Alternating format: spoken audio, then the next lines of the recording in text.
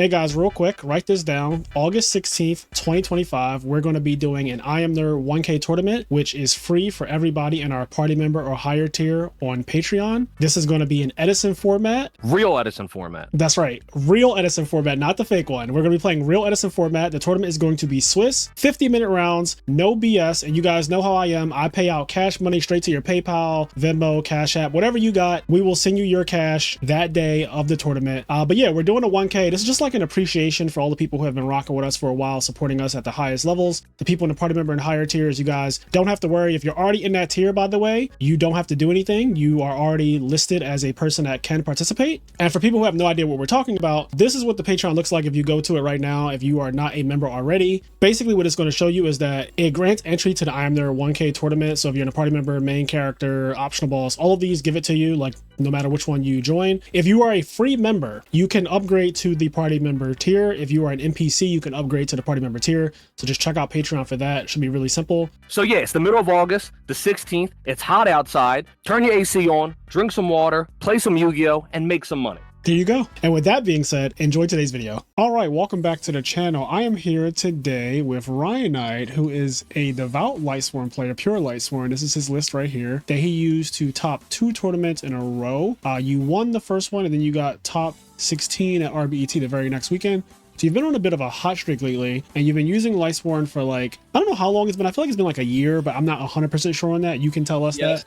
It's about the beginning of this year, so not super devout Lightsworn player. I played Machina for a while. I got into Frogs, and then picked up Lightsworn, and that's just kind of what I've called home lately, I guess. Yeah, you've been grinding it hard lately. That's why I call you devout, because you found Lightsworn and you just have not let go of this deck at all. And I think that now that you're seeing success with it too, it's probably going to be even harder to let go of it. Right, for sure. I think I'm one-tricking this deck at this point. Hey, that's great. I'm glad, because we don't really have any dedicated Lightsworn players in the format anymore outside of Michael Boyd, but he recently had a child. Congratulations to him and his family. So he hasn't been competing as much lately, and probably won't be in the near future. So there isn't anyone else that I could think of besides maybe Dan Rose, who plays he specifically plays Christiasworn, like 44 card Christiasworn. And those decks are like, Christiasworn is different than Lightsworn. I need people to understand that literally they actually feel different when you're piloting them, and they feel different when you're playing against them, because the number of threats in Christiasworn is obviously way more, but it's kind of more of a brickier deck because it's playing the fairy stuff. Like, it definitely has those awkward hands where you draw like some fairies and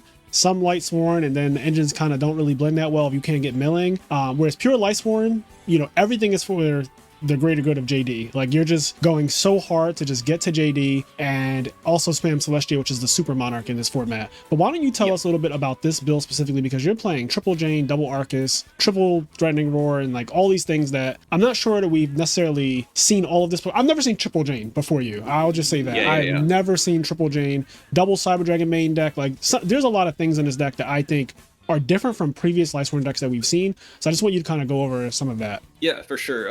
So back before I got into playing Lightsworn, my teammate Dimitri, shout out to him, cooked up a list with 3 Arcus and like 3 Shield Warrior. I'm not sure if you're familiar with that card. It's like a mini Necrogarna. Yeah, I've seen Shield Warrior. Actually, hold on, I have DB open. I can actually pull that up, but go ahead, keep talking. Nice. Yeah, he kind of coined the term 3-axis Lightsworn kind of as a joke because of all the level 3s it plays. And it's just, that name's kind of stuck ever since, even though I've like shaved down on the Shield Warriors and stuff. Yeah. It does look almost identical to Michael Boyd's list, and that's like intentional because we've worked on it together pretty closely.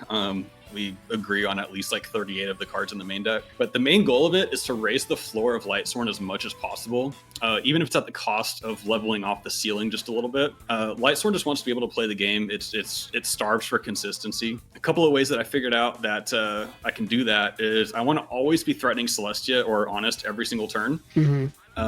Put the opponent in as many like damned if you do, damned if you don't kind of situations as possible. I'm even questioning cards like Card Trooper. I think exactly in this list Card Trooper might not be exactly what is needed. There's a lot of minor inconveniences with it that might lower the floor just overall compared to either another back row or another name. Yeah, there's a lot of like little things that add up to, like, it's not a good mill in any conceivable way, right? You can't beckoning it back. It doesn't really help you get to JD. It doesn't threaten Honest or Celestia. Instead, sometimes it usually just eat a ton of damage. It does replace itself, but like life points are a resource. That's something I've learned through my time playing Frogs. That this deck plays kind of similar to Frogs in that way, right? You just life points is an important resource. Punishes opponents for like committing cards to the board. Right. But back to Card Trooper. It can't be recharged. It doesn't have Arcus protection, so you can't like stick it alongside Arcus. That Arcus is a big emphasis point of this build because they can just like Caius the Trooper attack over the Arcus. Arcus is what gives this deck sort of a grind game, in my opinion. Arcus just does things by itself, like just wins certain matchups by itself. It's basically unbeatable with Honest too. The only thing that can really deal with it is Catastor. Like if you have Arcus and Honest in hand, you are getting another turn. No, yes, like you're getting another turn. It's one of the best feelings in a format to have those two cards together. And honestly, even sometimes you don't even need it to have the Honest specifically because you play triple threatening roar. So absolutely, then you turn the Arcus to defense, and then it becomes a nightmare for a lot of matchups. Yeah, but yeah, there's a world I think where Cutting Trooper may elevate the floor by a tiny amount, just within the context of exactly this build. I don't have any numbers to back that up. I'd be curious to see if anybody else has any statistics behind it. But so yeah. I want to argue for Card Trooper a little bit here because I get what you're saying. And you didn't mention this, but I'll say this too. It's a DDV target. So it's a card that gets DDV for what it's worth. Yes. Like that's just another hit on it. But I'm going to argue the other way for it. There are no other cards in this deck besides Charge the Light Brigade that can mill 3 cards in main phase 1. And I think that Plus, yeah. I think that is extremely important. Yeah, but you obviously you need like setup for Celestia to work. Yeah. But yeah, you need setup for that to work. And Celestia, does she mill 4? Yes. She mills 4. Okay.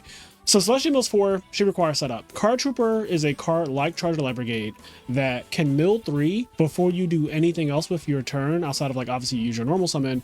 But what I mean by that is 1, you're playing Wolf times 3. So to me, the fact that this could be 4,000 damage, and very often, annoyingly, it is 4,000 damage because Card Trooper is really that scary when it mills a wolf. And in playing Threatening Roar with Card Trooper, I think is even scarier. It's the feeling that I get when I play against Value when they have either a Grepher or a Card Trooper on the field. I do not want it to be on the field more than 1 turn. I always want to kill a Card Trooper when I see it because decks like this, decks like Value, decks like this, when this card sticks on the field, you're going to lose the game. It might seem not as threatening, but it is one of the most high pressure monsters in the entire format because nothing else does quite like milling 3 cannot be understated. Frame 1 cost, like the summon successful. I'm milling 3. There's nothing you can do to stop me from doing that. And if I have a JD that I need to burst out, it's happening. But if I have a Beckoning Light that's sitting there and I don't really have like the best Beckoning Light targets, I can mill through a Card Trooper and then flip the Beckoning Light and have way better options. I personally like it also like that it replaces a card in your hand because it feeds into Beckoning, right? You're playing triple of that card. Now I get it. It's, Shura beat down, like you don't want it there for Shura.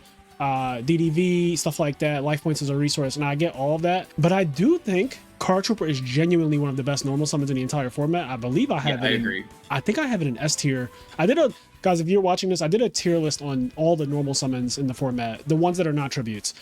And I'm pretty sure I have Card Trooper in S tier. Like Card Trooper, Grepher, Armageddonite, Substitute, Swap Frog, Stratos, like they're S tier normal summons. I consider Card Trooper to be an S tier normal summon because it just does something that no other card in the format does. It also gets under Bottomless Trap Hole. Like, the more I think about it, I like it a lot. I also randomly like that a lot of people are playing Cyber Dragon right now, and you can summon Card Trooper mill 3 and then contact with an opposing Cyber Dragon, which I think is like worth something too to just be said because a lot of decks like Hero Frog decks are maining Cyber Dragon. Machina decks main Cyber Dragon. There's some Blackwing decks that main Cyber Dragon. There's Lightsworn decks that main Cyber Dragon. So you're seeing more Cyber Dragons in the format for whatever reason. Not really sure why. That's a different topic. But I do think Card Trooper, I don't ever want to say that a card isn't cuttable because that's just not true in Edison. It's more of like the, as Demetria said before, question every card.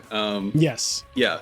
So that's why it hasn't left the deck yet, but I've got some questions about it for sure. Yeah, I understand the gripes with Card Trooper. I do wonder if the pros outweigh the cons. Maybe if you just wrote down a list, like a pros and cons list, and then really check to see like, okay, is this card good to draw in certain situations? Like if you're a little behind, has it been the card that you draw and you're kind of like, fuck, this is terrible? Or has it been like, oh, this actually could get me there. Summon Card Trooper mill 3. All right, there we go. Like we're popping off. Like I do wonder if you just did a list of pros and cons with just Card Trooper, what will come out having them like more pros or more cons to it. And then that way you can make a more educated guess on if you should be taking it out of your deck or not. Because I don't think I've ever seen a Lightsworn deck without Card Trooper in it. Yeah, I know. It sounds really crazy, right? But yeah, I have definitely won games before where I've drawn into a name and not Card Trooper that Card Trooper would have, like, I would have needed Card Trooper to mill a wolf and dodge any real back row in order to get back into the game. Or instead I drew exactly an Arcus, and the Arcus was absolutely nuts. I would just attack their set monster, set a T-Roar, and the next turn I'm going Celestia JD and they're dead. I just organized your deck because I wanted to see how many DDV targets you have. Your deck is so low. Like, DDV does not affect you really at all. You have only 9 targets in the entire deck. Yeah, they DDV me for like 1 card on average. Yeah, it's really bad against this build. I like that a lot. I like the resilience to it because you're not playing like triple Raikou. You're not playing hamsters like the decks in the past have. Yes, Raikou feels so bad. It's really funny because it's a Lightsworn name. You would think it's like, oh, it's in like every deck that it's in value and everything. It's supposed to be so good, but within the context of Lightsworn specifically, it's like it mills 3 cards maximum. It often will mill 0 and leave you behind.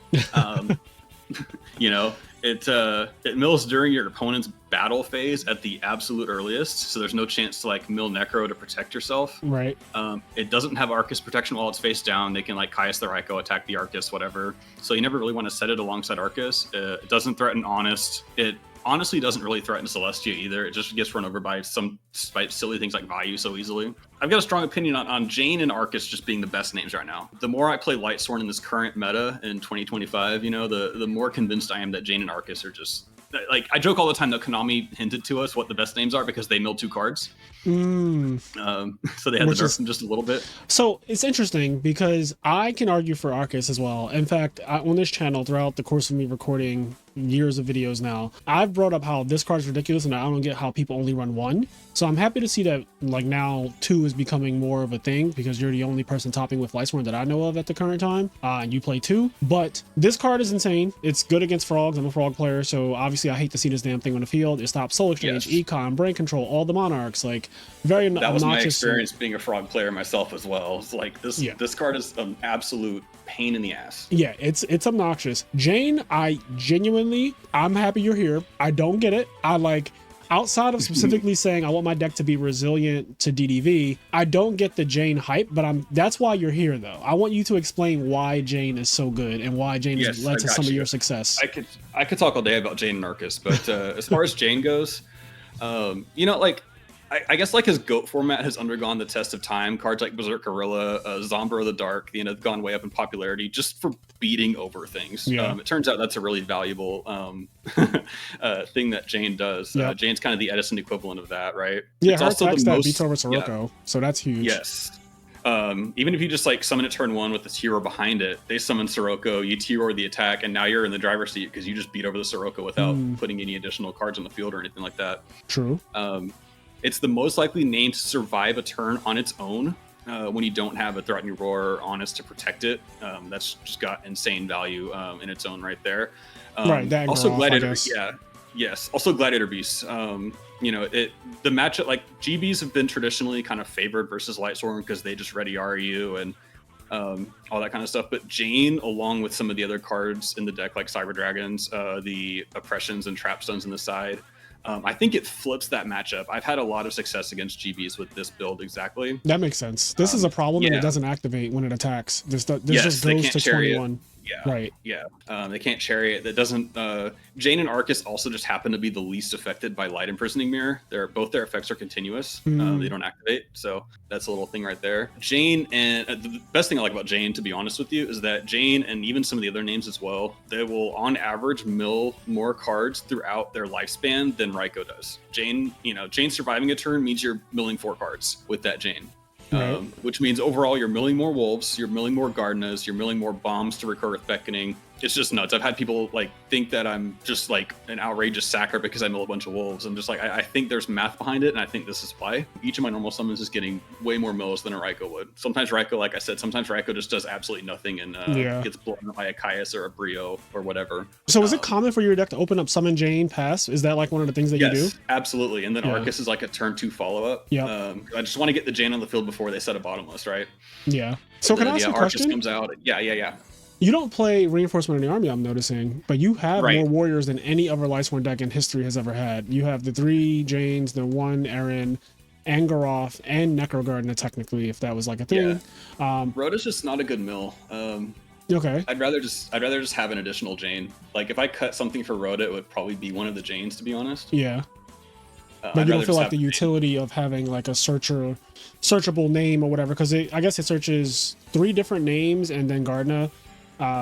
But like the names that you're searching, they're not like the craziest thing, right? Like they're not. Right. Like, I'm just like never searching cards. Aaron. Yeah, I barely ever resolve Aaron. To be honest, I think Aaron and Raiko just seem like the worst names in the deck, but they're just there because they have Lightsworn in their name. I'll be honest though, I'm scared of Aaron.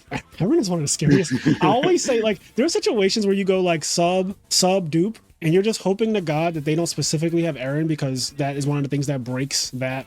When you have the sub in attack and the dupe in defense or whatever, or even just both in defense, right? Because like it's whatever, you have both in defense, and she kicks the damn dupe frog back into the deck. It's really obnoxious, but that's me. It doesn't feel that great though, unless you're actually killing the substitute too. Like you shuffle the dupe back in their deck. What do they do next turn? They just go into a dupe block. Yeah, they can go into a dupe block, or they can just like pressure in other ways. But it is one of those things that always makes me a little bit fearful of like even those hands where you have to just have dupe frog, because frogs unfortunately do draw hands where a dupe frog is like your play. Like you're just set dupe frog pass. Usually I'm fine. Like usually nothing can go wrong. Yeah.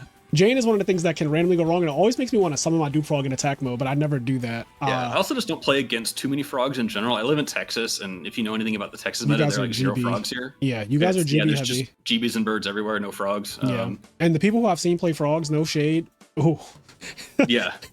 They need to come to my school. They need to come to the Frazier Smith school, because I'm probably a part of that. Look, I put frogs down because they just like, I don't know, the juice wasn't worth the squeeze for me without the years and years of technical play and just general Yu-Gi-Oh experience that a lot of y'all have that I don't. I don't have that long of a Yu-Gi-Oh background.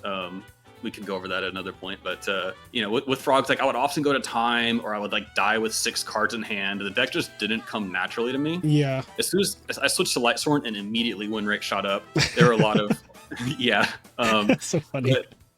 But I can definitely attribute playing frogs to helping me learn how to play Lightsworn properly and build the deck properly. That's interesting. And all that stuff. So just having that frog arc, for sure is big. I like the way this deck is built, because again, it's meta relevant, where you're resilient to DDV. You have 9 total targets, but 2 of them are Gardna and Plague. So you could even argue that like they're not all DDV targets. And Card Trooper on the field is also not a DDV target if it's on the field. Yes. So very low DDV targets. You have a monster that beats over Sirocco that you play 3 copies of. It also beats over Stratos. It beats over like all the turn 1 normal summons in the format, I think. Greffer, yeah. Yeah, every like Armageddonite, Greffer, Stratos. If a Sirocco happens to be out there, if a Shore happens to be out there, it beats over literally every single one of them as a normal summon, which is good. You also play double Cyber Dragon, and that is really good going second. It's also good because, again, so many people are playing, like, if they're not playing machines in their deck, they're playing Cyber Dragon, like teching Cyber Dragon. You have access to more Cyber Dragons than anyone else because you play 2 full copies and then 3 Beckoning Lights. You can do Cyber Dragon a lot. Yeah. Just makes Machina players have the worst Christmas ever. I'm changing that matchup's already pretty free without Cyber Dragons, but you got to change the art on those for sure. Yeah. I personally like the OG Cyber Dragon. I know some people are like die hard into the alt art. Same. I do not really care for alt art. I think they look nice. Like, it's not ugly, but I'm just an OG person when it comes to Cyber Dragon. I like this one. I think that also the other Cyber Dragon, this looks like a dark monster to me. I don't know why, but my brain doesn't see it as a light monster. So when I have this in Honest, I can kind of get like, I don't know, I get like weird thoughts about its attribute. But anyway, this is Cyber Dragon to me, so I'm just gonna go back to this one. So yeah, this card is amazing that you main deck it. Jane, I get it. Like, after you explain it, it makes sense, and the more I think about it, it makes sense. So I'm not mad at that. No Rhoda. Is there anything else that's like stands out that you can speak to about the deck that is abnormal, or like might be other people might play it and you don't really care for it? The 3 Threatening Roar. I'm a big advocate of the full 3. I've seen most lists play 2 and stuff. Just keeping guys alive for multiple turns, letting you, kind of lets you turn Arcus to defense, which is just makes that card way more annoying to deal with. Yeah. It's also just one of the best performing cards to me in the value matchup. It's just a matchup where we're both trying to sack each other. So having 3 T-Roar is just so nuts. Lets me stay alive. And it's like people are saying, oh, there's not a lot of cards that just really, really hurt value, which is true. T-Roar has been like just one of the best cards in that matchup for me. It is really good. Even when Frogs used to play Threatening Roar, I feel like it was really good against Value because their whole game plan is honestly just a beatdown deck. Like that is what the deck is. It is a beatdown Just deck. stay alive. Yeah, if you stay alive long enough, especially with a deck like Frogs or like Lightsworn that has inevitability, because Value is a small deck, as weird as it is, like the monster that it summons is 2300 and then 2500. These are like not the greatest stats in the format, and they don't have effects. So like if you just survive the actual onslaught on your life points, oftentimes the other decks are just better decks in the late game than Value is, but Value has that early game resilience and it has that consistency because it doesn't play many dead cards. It plays like a lot of high density good cards individually, like Armageddonite, Raikou, Hamster, Greffer is even good because your whole deck is dark, so you can't even really say Greffer by itself because when is Greffer ever by himself, honestly? Right, absolutely. I'm never worried about them setting Raikou or setting Hamster. I'm worried about them going Greffer Arm Wing Swing for 4,000. Yeah, that is what you don't want. Oh, you do not play Gores. I'm just staring at this. It's not in the main deck. It's in the side deck. Yeah, it's in the side. It might get cut from the side, to be honest. It's just really bad with Beckoning. It's like it's more awkward than like Gore Solemn. Oh, yeah, that is true. You play triple Beckoning. You flip Beckoning, that Gores is gone. Yeah. Yeah, and it's hard. It's hard to like set Beckoning if you have Gores in your hand too. Yes, no, you can't. Like you have to set. Yeah, either set the Beckoning and the Gores is dead for the rest of the game, or you're setting a Beckoning way too late because you're trying to get this Gores off. So also like if you never mill Gores, your opponent might play around it. That's very true. Think you have it. Yeah. I was gonna say, what matchup do you side this in? Value going second specifically. I just like take out a Beckoning for the Gores. I like that. Value, because this card like definitely hurts Value a lot. Sizzle and I have talked about this a couple times. Just like when Frogs draw Gores, one, it's unreadable because it's fucking Frogs. They always pass with open field. But then when it does come down on the 2300, it just feels so bad. Absolutely. And that's another, the lack of Gores is another reason for the 3 Threatening Roar instead of 2 or 1 or whatever. Yeah, I like that. What about this Jowgen though? I haven't really seen this card see play in this format. Yes. The Spice. Yeah, so I started playing it after the combo decks got really popular. Forks, Gigavice, right? It can, it just blows up their like dupe flip-flop nonsense boards. Blows up their Gigavice boards if they don't make Stardust. Yep. And also it's just a Dyna that I can get back with Beckoning and protect with Honest and stuff like that. So I don't bring it in for like Hero Frogs. Typically they have a lot that can beat over it. Yeah, I would not. But if I see like standard Frog Monarchs, or if I see a bunch of Battle Faders, this thing's coming in. Battle Fader's the most annoying, like honestly probably the most annoying card I can play against. Luckily people are going down on that card in general, so it's a good time for Lightsworn. Also, speaking of a good time for Lightsworn, people also aren't really side decking Light Imprisoning Mirror anymore. I know you brought it up very briefly in the beginning of this episode, but no one is really siding Light Mirror anymore. That's just not a thing. Nope. It's like so rare that you ever see Light Imprisoning Mirror. This is a good time for Lightsworn. Like honestly, this is a good year for Lightsworn, I feel like. And it's like maybe the whole last year when Dan Rose like won an Ultimate Time Wizard, and then he's topped like a bunch of them after that too. I think that Lightsworn, because people just aren't siding specifically for it anymore, like sure they have maybe a Lightning Vortex or stuff like that, but they're not siding cards like Light Imprisoning Mirror that was a hard counter to this deck, and that is really good to not have a hard counter in everyone's side deck. Yep, absolutely. That's the big reason why I picked up the deck in the first place, is just saw a massive hole in the meta and wanted to take advantage of it. Wanted to play something a bit more linear than Frogs that wasn't big 3. I didn't want to be coin flipping a bunch of mirror matches. Wanted to play something that I felt like I was capable of mastering, and wanted to help. Most importantly, I wanted to help refine something I felt like that was highly unrefined, because that's honestly what brings me the most joy playing this game. It's just like finding new things, finding cool new like ratios, ways to counter the meta and things like that. Yeah, and I wanted to ask you a question because I know me and you have talked and hung out a couple times in the past, and I've gotten to know you, but you said to me something about how you wanted to be specific about becoming a better player in Edison. You were like, I want to now choose to hang around people who are better at the game and be intentional about that type of thing. Can you talk about that a little bit more on the channel, or just like elaborate on what you mean? Because I do think that I've been seeing you literally like surrounding yourself with specific people, and then now you're like topping events and stuff. So can you speak to that? For sure. So for those who may not know my tournament history with Edison, the lore behind it, I probably was the longest tenured active Edison player with no significant results or tops for just like the longest time, and it really bothered me, especially with the amount of times I've bubbled. I've bubbled a handful of online majors. I bubbled RBET Orlando, bubbled Maryland.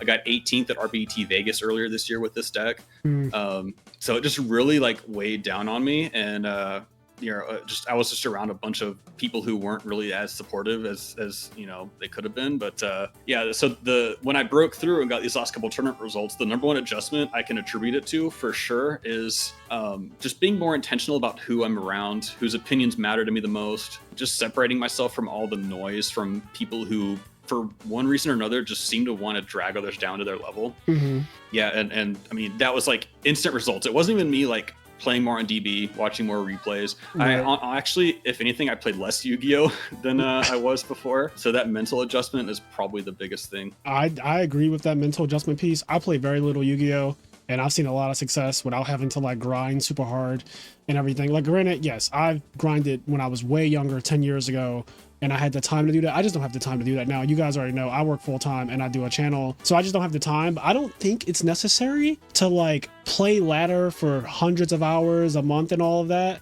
to get results. Like I genuinely don't think you have to do that. I do think playing to a point where you understand every other deck though, like all the main ones anyway, Hero Frogs, Yep. Blackwing, Value, you need to know how to play against the big three and like 5 other decks. You do need to know that. But I think after like a year of playing Edison, that part should be settled. Like you should know how to play against all the decks that are relevant. The other part that just needs to happen is you have to be confident in yourself. And it sounds like that you found some confidence and cut out some of the noise that surrounds a lot of people when they think about like topping an event and the mountain that it is. When you look up at it, you see Everest, you're like, holy shit, how am I ever going to scale this mountain? But if you just take it one step at a time and not think about it as such this big monumental thing and just slowly grind towards that goal, I think that it's way more achievable and believable to yourself to do it that way. Yep, I'm very grateful that I have a group of friends online and certain people in real life as well. Oscar Zelaya is a big one. Go to locals with him. He's helped me become a much better player. But even the guys online too, just they've been in my corner for a long time. They've dealt with all the self-deprecating humor that I would tell them after I bubbled everything. I've changed my profile picture to Bubble Man at some point. I love that you're a good sport. That I genuinely just laughed. I think that is so silly. But yeah, if you're in on a joke, that is good, because you did mention how a lot of the naysayers and people who want to drag you down to their level, it would get to you, and that's human, right? You're a human being. After it's only so long that you can continue to be the butt of the joke, right? It doesn't feel good for to constantly not perform well and then have people shit on you. I know what that's like. And it's not fun, and people do that to other people. It's not cool, but I'm glad that you were able to like not take yourself too serious, but also be aware that, okay, I am tired of being that. I want to be more than that, and I'm going to be intentional about changing that. And so you did it. Like you did what most people have never done, which is top a major event. It is very, very, very hard to do. And not only that, but like there is such a small number of people who actually have done it. Out of all, if you think about everyone who plays, right? Mm-hmm. These tournaments have hundreds of people. Like literally, RBTs are over 200 people. YCSs are over 200 people. Most people who play have never topped an event ever. Like ever. And they probably never will. It's just the reality of it. And so like once you do it once, and you've already done it like basically twice now, you back-to-back weekends, and like really good players in both those tournaments. Like you said, like Oscar Zelaya is one of the best Edison players. It's not even up for debate. Like he's really, really, really good. He's just one of the best Yu-Gi-Oh players, period. Like him and I have very similar Yu-Gi-Oh history. Like we both won a YCS, we both won an Ultimate Time Wizard, we both topped a bunch of Ultimate Time Wizards. Like he's goated. Having him in your corner, I think, is definitely a good thing. And just having people be supportive of you. So I know I'm ranting, guys, but I just kind of want to send out some positive energy to anybody listening to this who has never topped an event and you want to. Like it is a big deal to surround yourself with people who genuinely want better for you, and to take their opinion more seriously than the people who just like always ragging on you and being ridiculous. Yeah, especially for someone like me. Just some background info. I don't have that extensive Yu-Gi-Oh kind of timeline that most of y'all have who have topped events and stuff. I only played semi-competitively for a couple of years. Yeah. 2006, 2007, even before Edison even. I was part of like a large group that quit when Dark Armed was released, priced everyone out of the game. Yeah. So, when I first got into Edison in 2022, I had to catch up on 2 years of card pool that was just completely new to me. I was like, what on earth are these white cards? What the fuck is a tuner? Why are these frog cards so broken? I don't know how they work. I don't understand. Eventually got caught up and, just you know, it's a couple years in the making, but you know, we finally got there. So I just wanted to bring that message to the forefront. I wanted to put that out there. My favorite thing in the world, honestly, man, is seeing someone's hard work pay off, whether it's myself or one of my friends. Yeah, that's what I kind of hope to be known for around the community. It's how I've become so well connected here, and you know, when it was finally my turn to reap the benefits, it just made it that much better with all the love and support that I've had around me. Yeah, I'm rooting for you. You're one of the people that I genuinely, now that you found your deck, because I do think that that's a big part of it, and I talk about that all the time on this channel. Like, you can go through every deck. I went through every deck before I found frogs, and I did not vibe with any of them, guys. Like, literally, I feel like I spent the entire 2022 lost. And that's coming from a person who literally has topped over 20 main event Konami events and ARGs and all that shit. Like, I could not find my deck. I went through Black Wings and Quick Draw and Plants and Diva Hero and Flamvel and Gadgets and Machina Control and like everything. Lightsworn, Christia Sworn, Hero Beat. I mean, I literally tried. In 2022, I think I tried every deck. I was playing Norlaris. I played Pure Fairies. And nothing gelled with me. And then eventually, I started playing with frogs. And then I was like, holy shit. This just, like, my brain, the way how like my brain likes to think intricate and complicated shit, my brain just gelled with it immediately, and then I started seeing success very quickly, and then I was able to like refine the Hero Frog deck to what it is today. And I'm so happy that like that was a thing, that I like eventually found my deck, because I started to get discouraged. I was like, man, this might be Blackwing format. I might just have to play Blackwings because it felt like it was performing the best overall. Thank God that wasn't true.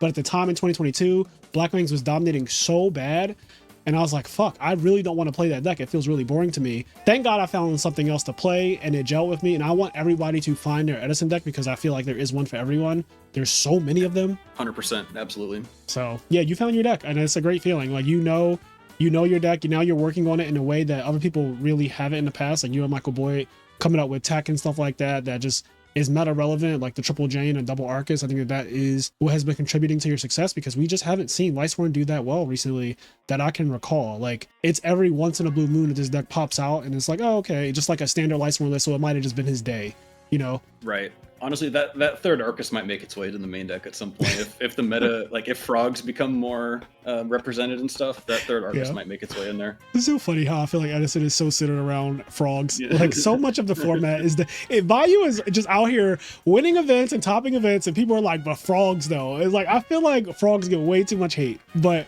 whatever. This card is good against Vayu too. It is actually like, they T-set turn one, you just go summon Arcus attack. You better have Mirror Force. Yeah, it's so awkward. It's so awkward against them that they have like Raikou set, which is the #1 set monster in the format. So and then if you have like Honest in hand to hit their Greffer or whatever follow-up, is like forget about it, man. I'm going to speed run your side deck real quick. I just want to know a couple of the cards. Some of them are obvious, so I'm not even going to ask. But let's say Trapstun. What do you side Trapstun against? Yep. Anything that you would side Decree against, pretty much, plus GBs. I don't like siding out my 7 traps that I have in there right now. So I figure having 1 turn of Decree is good enough in the context of this deck to just like make a push. Yeah. And then against GBs, you just can't bring in Decree against GBs. You're just inviting them to attack you, and just they can pop it whenever they want. It does nothing to them. But having a reactive Trapstone that's well timed is so huge in that matchup. Yep. And then I know Oppression. I mean, this one makes sense. Just like Oppression GBs. As well. You can shut down your Oppression, cook them, and then the one Compulse, what's this about? It's mostly for Vayu. That's been in and out of the side deck, but it is something you can use with JD to stop their brain control crackback, or even if you already have the Compulse set, you just go JD. If they road you or bottomless you just Compulse it back, summon it again. I like that. Yeah, so that's been really nice. It also just outs Stardust, Catastor, kind of outs Vanities in a way, just problem cards, right? Yeah, no, it's very easy to activate too. It's one of the easiest to activate traps in the format. My Body is a Shield, I assume, for Black Wings and for the mirror match. Yes, it comes in against a lot going second. Actually, I bring it in for Hero Frogs even to stop their Raigeki break end phase. Okay, things like that. I honestly might main deck this card. Just going Jane going second, followed by My Body. Backing up with the My Body is insane. Yeah, it's better than MST. I feel like in Lightsworn. Yeah, because you have to if they set multiple back row, you have to snipe the bottomless. Yeah, that's not fun. Whereas, yeah. And you can also use My Body to push Celestia and JD plays through Stardust and through Starlight Roads, just things like that. Definitely comes up. And then what about these Book of Moons? Yeah, Vanity's Fiend. So I cut down on Raikous. So you have a weakness to Vanity's Fiend. Yeah, just gotta have more outs to Vanities. Yeah, Catastor, Stardust, Ab-Zero.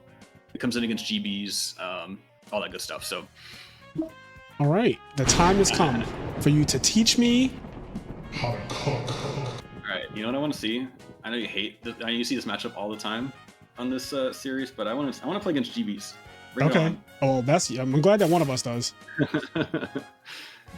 I'm like one of the biggest haters of GBs, like publicly. Ever since Carpath left the scene or whatever, I've had to kind of pick up the slack for him. So, All right, this one is obvious, right? We're just yeah, summoning. this is just Lila pass. Yeah. Yeah. This honest is gonna be so nuts. Yeah, so we just want to keep this Lila alive as long as possible. That's what I mean by card trooper. Like, the card trooper, it doesn't feel great. Yeah. You're absolutely right about that. That doesn't feel great because it doesn't have any value that way. Oh, he's sending into my. Oh, okay. Oh. Okay. We taking the bait? Yeah, I mean, I'm popping. It could be a trap dust shoot. I don't care. I'm popping. Yeah. If that's another one, we can just go Cold Wave Celestia or something. Yeah, let's see what happens. What's he sending? A Necro Gardener or no? Or is it going to be Plague? I feel like this is a Plague situation. Okay. Yeah, I always compare that card trooper to a third Arcus. If that was another Arcus right there, it also gets under Bottomless just the way card trooper does. So. All right, Ryanide. What we doing? All right. Would you Mirror Force? Do we believe this guy? He sent a Vayu.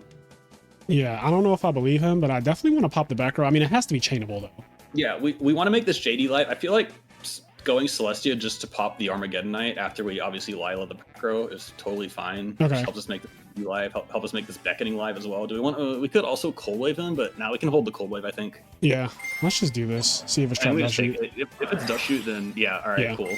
We knew it was basically like dust shoot. So she's gonna mill 6, which is really good. Yeah, that's totally fine. It's gonna probably get run over at this point unless we want to set the Mirror Force. We could because he can't turn it. He can't turn it to attack mode with brain control, even if he had it. So I'm not afraid of him like stealing it or anything because he can't really get to it. And Mirror Force is really, really good, I think, against. I think Mirror Force is really good against his deck. Yep, for sure. I'm down. Yeah. So we could set this and then try to make things a little awkward. And we're holding Cold Wave JD, like. How many lights do we have engraved? Just the one, right? Yeah, just one. Okay, yeah. I wouldn't set the beckoning just yet then. My general rule with beckoning is if I'm confident I can mill 1 light easily. So if I have like 4 in hand, 3 lights engraved. Yeah. After setting the beckoning, then I'll go for it. Yep. All right. Do we have names? 3. 3. All right.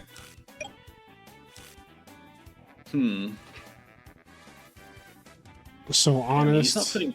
Yeah. Honest beat over the Gardener, I'm thinking. Yeah, I'm down. I want to make this beckoning live ASAP.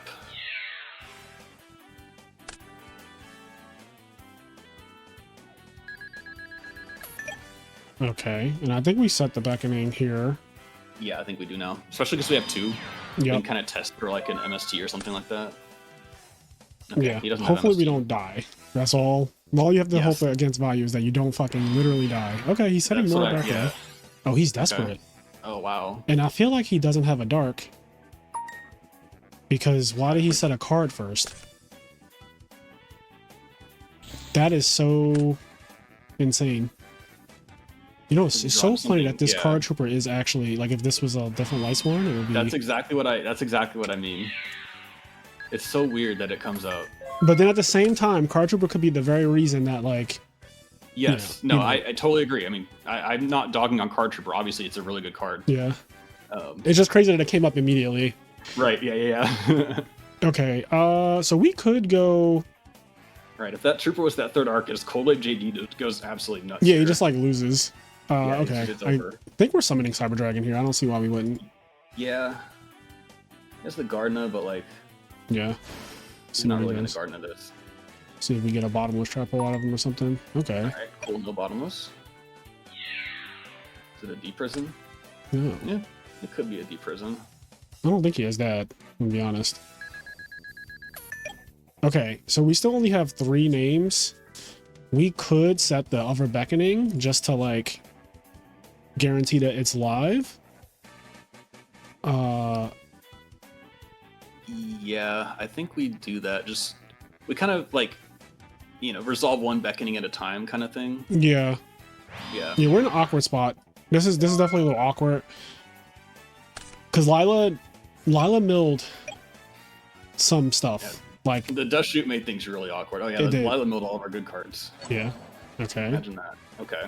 So he wants to force the beckoning. I don't think we need to use it now. Yeah, there's The no second reason. one, yeah, we got to use the second one if it, if he's threatening to kill it or whatever.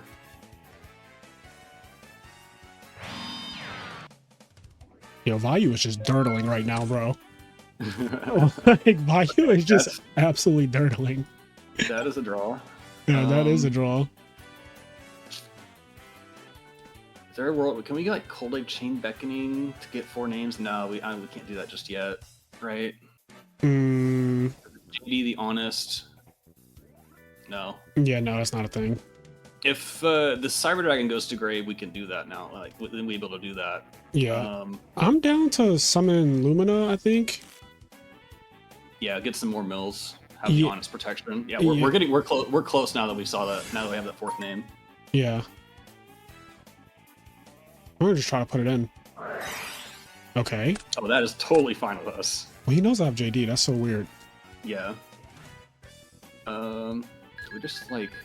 Oh, we Cold Wave JD him next turn. I think we swing over the Raikou here just for more damage, and then Cold Wave JD goes insane next turn, right? Yeah, I'm confused. This is wild.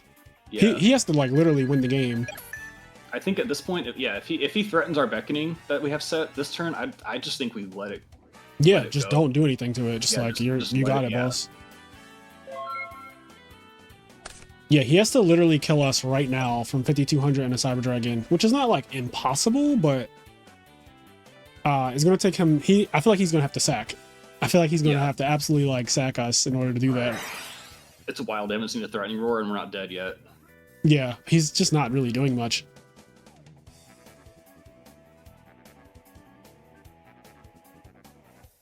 Is that set monster a Raikou? Because I'm a little bit terrified that back row is returned. Yeah, that's the thing I'm always afraid of. Yes. Even if it is returned though, he needs to still deal with the Honest in our hand. Yep. So like the line needs to be like Plague, like Armageddonite, summon, send Plague, probably stack for Plague, Synchro, and then okay, so it's not looking like it's giving that. Cards that kill us, I think, are like Brain Control. Sure. Brain Control. Return, I don't think does it without Plague. Maybe I'm missing a line. Oh yeah, Plague's dead. Yeah, all right. I think we're fine. Yeah, unless maybe the face down is Plague. I don't know. Ooh, that would suck. If the face down is Plague, he can go summon level 6, Synchro, make Dark End, then return for game. There you go. That's the line. Yeah. So yeah, he does this. He flips up Plague, and then Synchro, make Dark End, send, return everything back, attack for game. Okay, it's a thank God. All right. Hamster. Yeah, we're fine then. He's dead next turn, right? Yeah, unless this is Brain Control. It could be because he hasn't done anything. He knows that you know I have Honest. Yeah. Okay. What the fuck was that? I am lost. All right, you said you put this in against this deck. Yeah, going second for sure. Maybe like these 3. What do you think? Yeah. Yep. I like Teach to do me that. how to side. Yeah. No, you got that pretty much spot on. I like to maybe, since the Gorge is coming in, I like to cut down on 1 beckoning. Yep. We did draw 2 of them. Yep. I tend to side out 1 Celestia going second as well. Makes sense. Literally makes sense.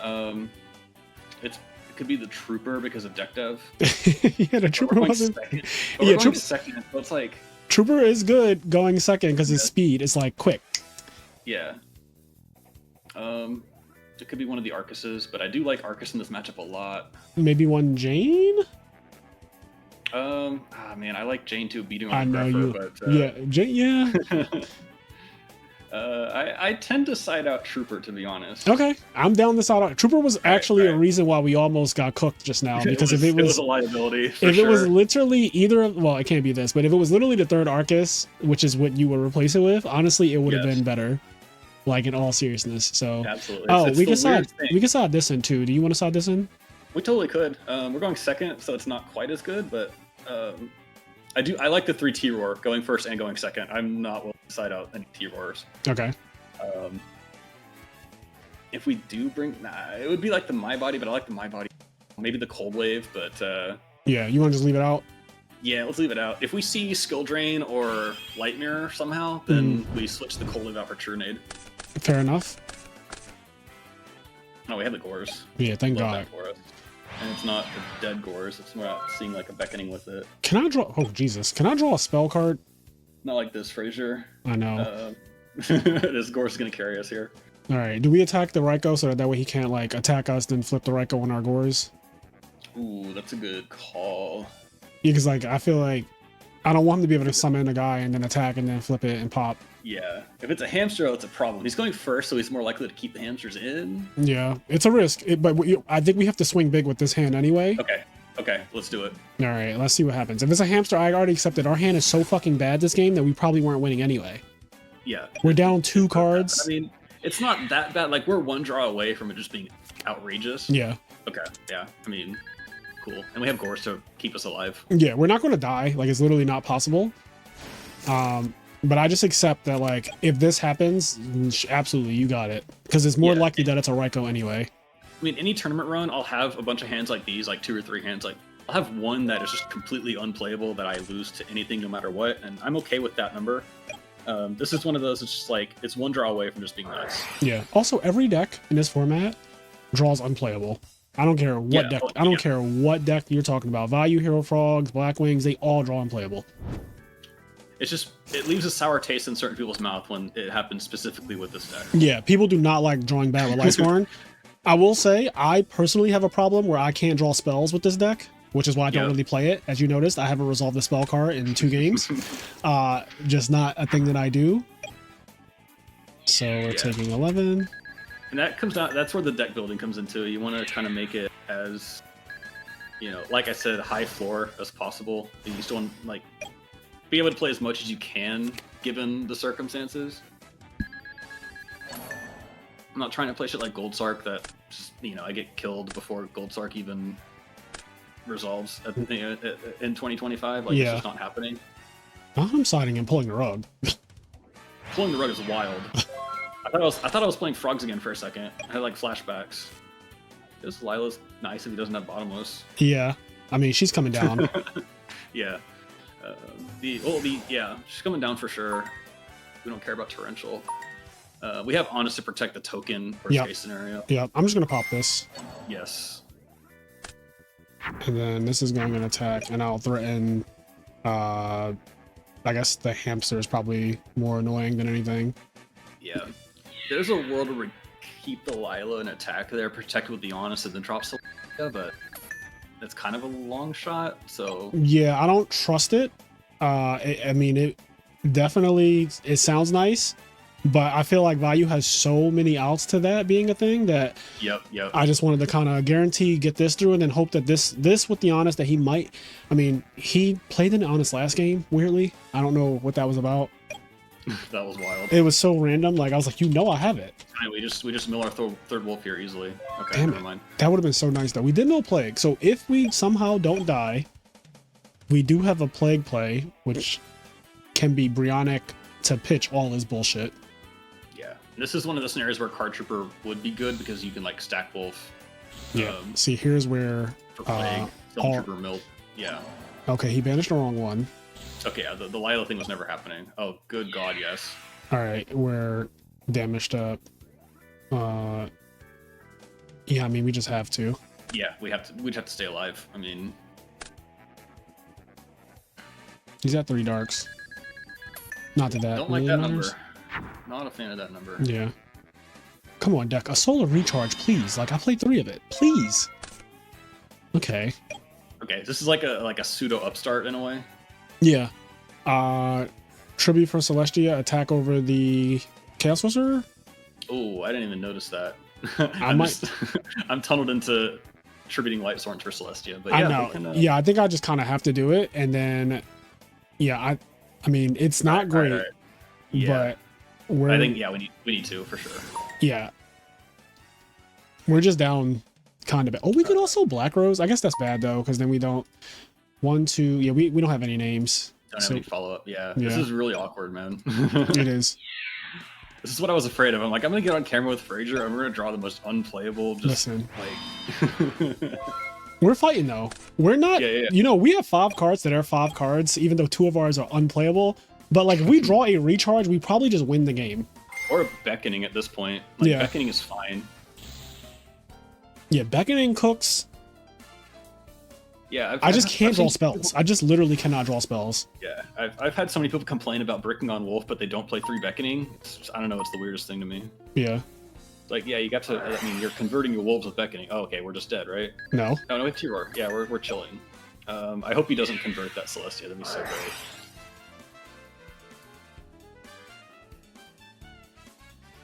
He really went for that, didn't he? He did.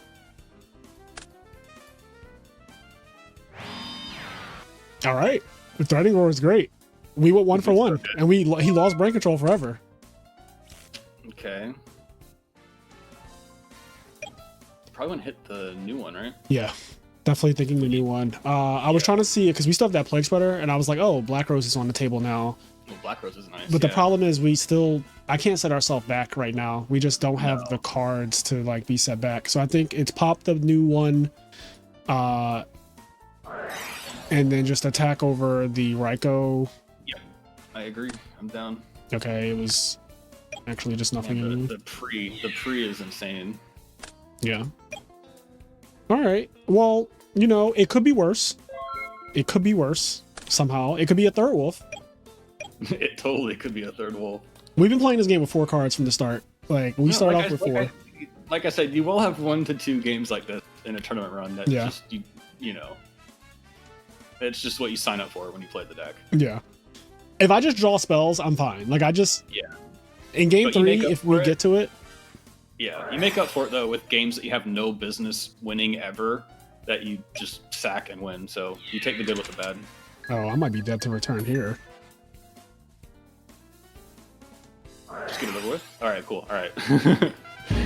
I was like, I know what's coming. When you do shit like that, I was like, that looks very pointed. Okay, we're going first. We're going first. Yeah, so that Celestia comes in, that Compulse comes in, the My Body comes out, the Gorse comes back out.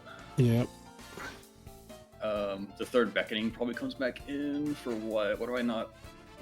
Cyber Dragon going first is a little awkward. Oh yeah. No, both Cyber Dragons come out. Oh, both. Okay, sure. And then you want to put in. We got 1 more slot. Yeah, it's either like the My Body going first, one of the Trap Stuns. I kind of like Trap Stun. I can see this being good.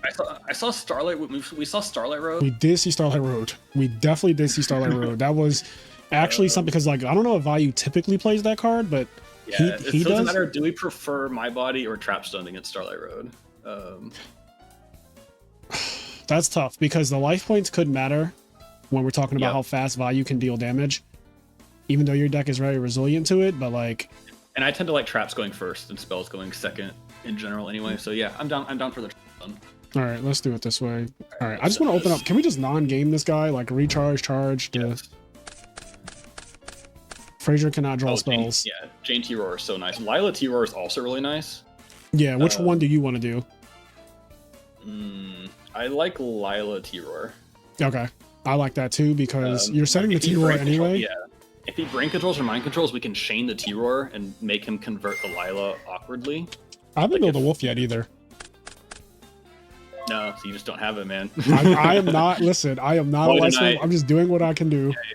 Boyd and I just have it. If we keep this Lila alive, we normal summon another name, and we most likely mill wolf next turn, right? Oh God, yes.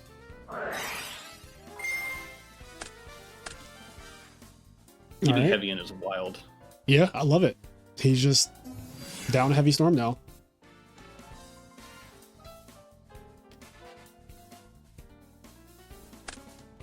We milled 1 name, right? But it's a Jane that we already have. Yeah.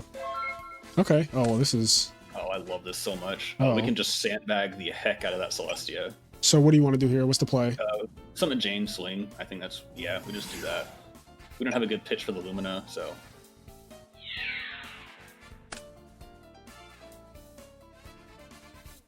I love that. Like, people like get that dopamine rush when they mill wolves and like that stuff like that. I get dopamine rush when I win games without having to summon JD like that. When Arcus just like solos a random game by itself, and I've got Celestia JD in my hand that I don't even need to drop. Those are the best. Those are my favorite kind of games. Do you set Compulse here? He has, for context, his graveyard is just like these two monsters. This is our graveyard. Is our JD, what are the chances our JD becomes live next turn? We have to mill 3. It's about to become live. Yeah, we need to mill 2 names. Yeah. Because Lila is our 4th. Yeah, we can set it. All right, you want to set it? Sure. Yeah, he's already used his heavy, so like... Yeah, so now it's just like MST / mill 5. Milling all the cards. Oh god, yes, there we go. All right. It only took me milling 8 cards for... I called it too, and that's what I mean by keeping names alive for multiple turns. Raiko was never milling that wolf for us. Yeah. Okay. I'm gonna be honest, I'm compulsing the Sirocco. Okay. I think keeping the Lila on field is so much pressure. Yeah. I agree. Do you agree? Like just... Yeah, let's do it. Do it. I want to see it. I've never made this play, but I want to see it. Because like, what could he do now? Like main phase 2, you used your normal summon. What could you possibly do now? Yeah, you have to play into my fucking blatant Lila. Ooh, this Arcus is nice. Don't know if we played a Torrential though. We see if we snipe the Torrential, we're summoning the Arcus because just to be belligerent. Yeah.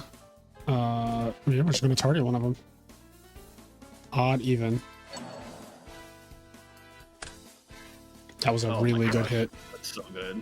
All right, now we don't even need a normal summon. We just sling. We also like don't want to deck out. That's another reason not to normal summon here. Okay, I love this. I actually love attacking here. I think it's so ignorant because you know that back row doesn't stop this. Yeah, I do not care.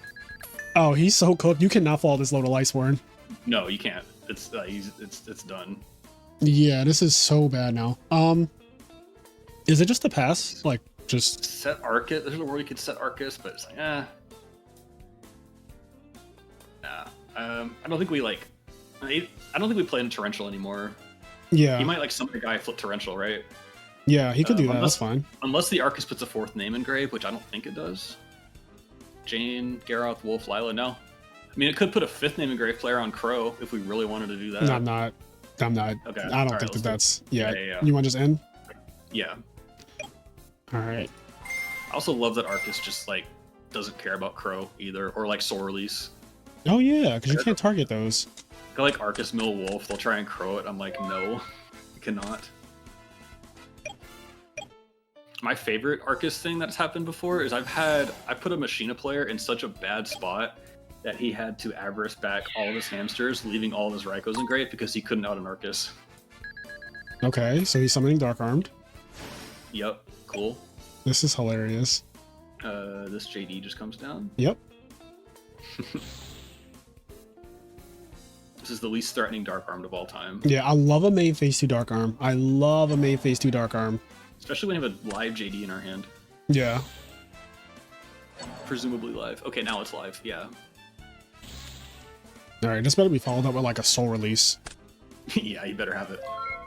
Oh. Oh, all right, cool. Is there a normal summon? We can like. I want to just Lila pop and then kill him. Oh yeah, we have Lumina Lila. Yeah.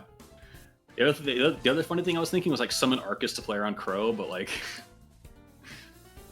Oh, I see what you're saying. Yeah, it's definitely Lumina Lila for sure.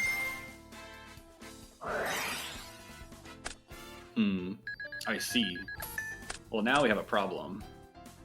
Oh, never mind. He's at 800. I'm silly. Yeah, I was like, we do not have a problem. I did not see his life. He has a problem. You won that game when you said attack with the Jane and the Wolf. When we popped the back row, we hit oppression, and he had one over back row. You choosing to deal the damage right there. Also, I just realized he said double oppression. That was really good. Dealing that much damage and like that turn made it where I knew the game was cooked, because now oppression is not even a thing anymore because I have too many special summons for you to actually like do anything. Yeah, and also, there's a chance they just side out of all their battle traps anyway. Like, some people will just side out Mirror Force, which I think could be correct. Like, I wouldn't blame them for doing that. Right. I'm gonna quickly watch this replay. Then we can play another one. I'm liking this, and I want to resolve some spell cards actually. Yeah, I like picking up this deck because this deck never goes to time. I'm gonna deck out, so it's fast games one way or the other. Yeah. Yeah, that does shoot. Oh man, if we that does shoot. We call it too. It's like, I know this is does shoot. But like, Yeah. you gotta show it to me.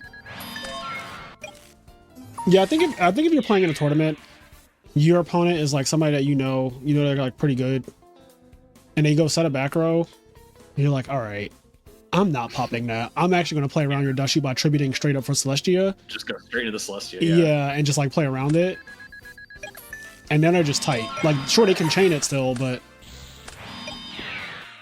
yeah, we've milled 4 cards. Like, we've done everything we can into the dust shoot. yeah.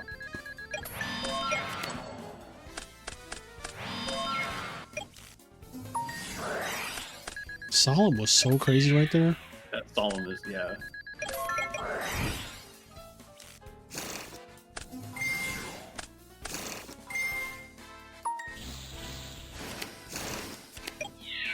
My man was just playing cards. He was just yeah. he was just playing slamming. cards. All I right. noticed that even in my local scene, there's a lot of people who don't play Edison like at a high level.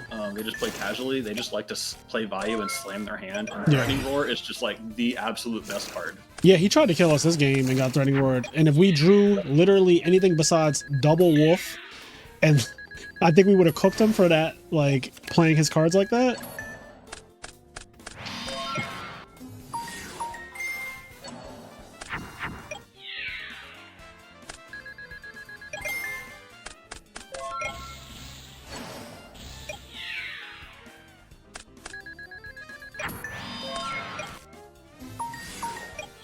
How many turns do we have in a row to draw something playable? That's what I'm saying. I just could not draw a single spell.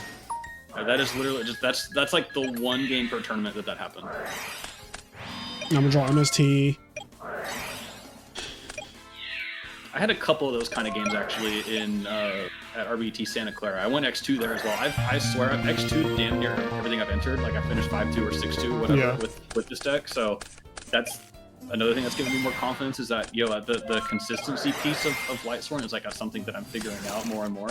Yeah. Yeah. So it was good enough record to top. My tiebreakers were horrendous. I think everybody that I played scrubbed out as soon as they played me. It was one of those kind of things, but I can't complain about going 5-2 or 6-2 every single time with a deck that people say is super inconsistent or whatever. Yeah. But it was unfortunate that 2 out of my like 3 pretty bad hands that day were in the same match. So it was unfortunate. I did go 5-0 against big 3 decks though. I just lost to 2 random rogue decks that I probably just didn't have as much experience playing. That is a thing that has been in my mind a lot. You said you went 5-0 against the big 3. I think I talked to 10-foot, and he also topped the RBT at Santa Clara, and I think he said he beat like pretty much all of the big 3 decks that he played. And I think it's because, well, obviously everyone is so honed in on those 3 decks anyway. So like everyone is prepared to play against them. Everyone's prepared to side deck against them. And then you kind of get caught off by like a random Diva Hero player or a random Machina something player. I got absolutely wrecked by Synchro Cat. He go like instant fusion plus Cat into Airbelt and just ripped my hand apart and I couldn't play. So happens, Yeah. It'd be like that. All right. So that was the replay. Let me get back in here. I've said it forever. If a deck can hang with 2 of the big 3, then it's a viable deck in this format. I think this deck can hang with 3. You say you think it can hang with what? With all 3 of the big 3. Oh, I agree. 100%. Lightsworn is a deck that nobody wants to play. Nobody wants to play against Lightsworn. When I play in front of an opponent, when we sit down, if they start off playing Solar Recharge, I get immediately like a little lump in my throat. Cannot draw spells. All right. This is a Jane. We don't have any protection, so this is a classic example of just go summon Jane Pass and hope it lives a turn. it's way easier to run over a Lila than just to run over a Jane. And then we have like Arcus follow up to get under bottomless and stuff like that. And I'm so sorry, guys, that I literally cannot draw a solar recharge or charge the light brigade at all. It's fine. We took a match without resolving one. We so- did not resolve a single one, which I feel like part of the fun of playing Lightsworn is those 4 spells. They feel so fun to play. You know, on camera, I guess I'd prefer to have games that are tough to, you know, maneuver around as opposed to games where we just sack them because people don't really get much out of that. That's true. I want to show off. Yeah, I want to showcase the floor of the deck. That's kind of where I'm focused on the most. A lot of value today. This is where having an Honest would have been like insane. Yeah. This is like the one thing that gets over Jane, which is unfortunate. Or like, you know, summon Sirocco, whatever. Right. Specifically when you don't have Honest, though. Yeah. Yeah, it's fine. We Honest, have a lot of this would be draws. Yeah. We draw like Foolish or something here. That's crazy. 500. Is that our first name or our second? I didn't see what the first mill was. I think we build a Raikou. Okay, nice. Oh my god. This is some DB nonsense, man. This is like, really, deck? Really, DB? Like, is this what we're doing? Yeah, we could be dead next turn, but we have to. Oh, yep. Yeah, we're fucking that's so like FTK against us. Yeah. And we went first, and I just drew all monsters every game that I've played so far. It's just been like monster. Okay, well, we're getting another turn. Cool. That's We have to all draw that I Solar can Recharge score at now. this point. He doesn't even have back row. He has all monsters too. Oh, that's like the worst beckoning of all time.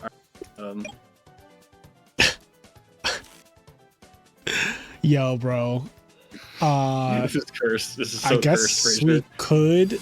Like, I'm just Get gonna. some info, right? Yeah. Just Bluff mill. Honest. Yeah. Bluff Honest be crazy.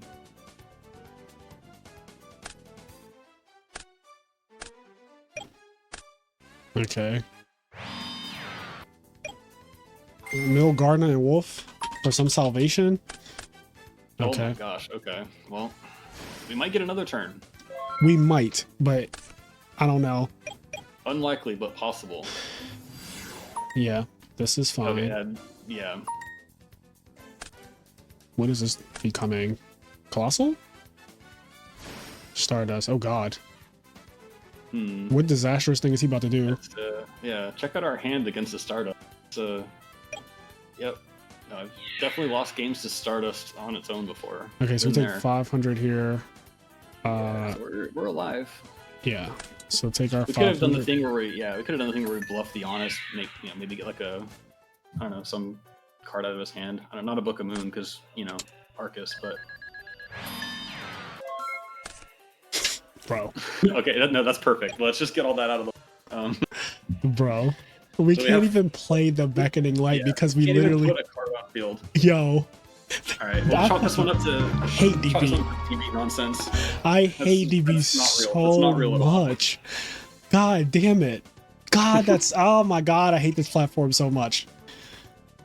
Anyway, okay. We're going first. I don't feel like we did anything wrong. We just literally are given 3 of a card that we play.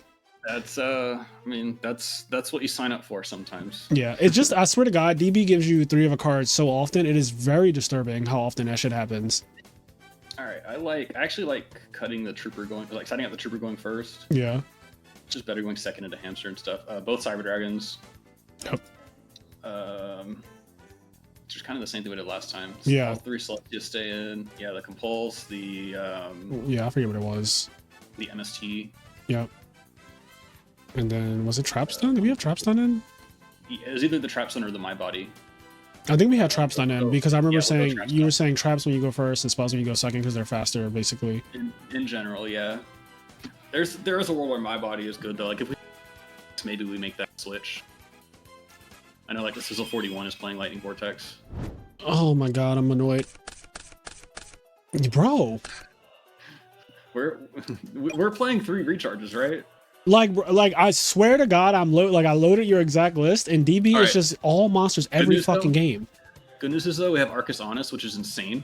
Yeah. What do you want to lead with though? Do we lead with Jane? I always lead with the Jane here, and 'Cause just it's- kind of hope they don't attack into the Honest. Yeah. But we have the Honest just in case. I just value getting underneath bottomless more than going like Arcus Honest turn 1 or whatever. I want to play spells, goddammit. Like, not, and let me be specific. I want to play Lightsworn spells, because if I say spells, it'll give me fucking MST. I want to play Lightsworn spells. That's what I want to do. This is totally fine. This Jane is living. This is the 5th game. Have not seen. I'm going to keep complaining. It's fine. This Jane's milling 4 cards. Everything's fine. Yeah. A good stack for that plague. Oh god. Are we that desperate? Is he gonna brio us here? That's wild. Are we that desperate already? I'm gonna look in there too. I mean, if he brios us, we just go Arcus Honest next turn. Yeah, I'm okay. We're that desperate. Now, I call this the desperate value play, but goddamn, turn 1 is crazy. Off of a Jane, bro? All this off of a Jane? Jane's too scary, man. Oh, he loses the game. This is even better. Yeah, he's just... You know what? Last game we didn't have the Honest, and I guess he said, like... Yeah. I'm one of those people that only says damage step when it's actually damage step. Like, I don't do that bullshit. I'm not one of those people. Unless you're playing against another, like, Kalut deck or an Honest deck or whatever. Because that's when you're... Yeah. Oh, okay. All right, well, I guess that kind of makes up for the fact that we have never resolved a single fucking... You absolutely take the good with the bad. All right. Swapped out Trapstun, got Card Trooper back in here. I like the Gores. Yep. For a beckoning. Yep. Okay, that's what it was. Thank you. Teaching me how to cook here. And I tend to side out a Celestia going second as well. That makes sense. We definitely drew 3 of them. Yeah. I actually like the My Body's shield a lot. That's right. Yep. That makes perfect sense. Okay. I'm scanning over this, but I think we're good.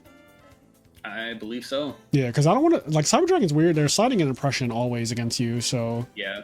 The other thing is, do we want to, like, pre-side into Cold Wave for the Churnade, but I haven't seen a Light Mirror or anything like that, so... Yeah, I don't think people play it. And I also think that value siding Light Mirror is a bit wild. Yeah, or, Skill Drain, I guess, is more... Even that. Where I think value might play. Still no spells.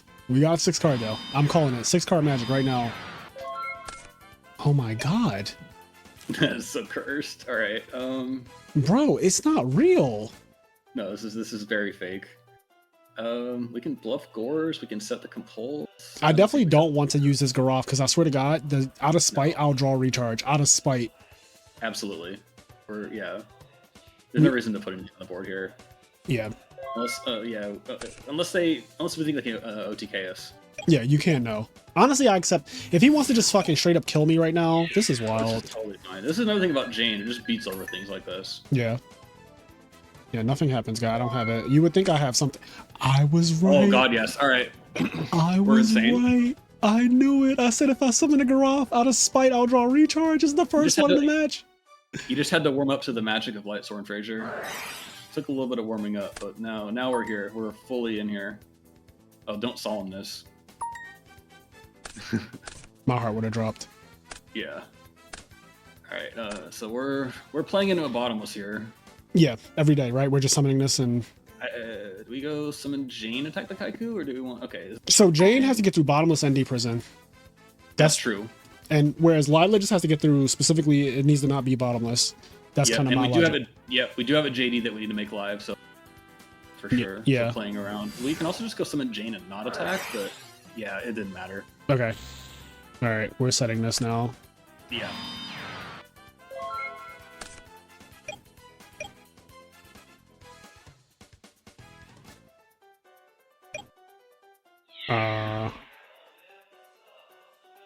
I do not want him to banish those names. No, we cannot let him do that. Yeah.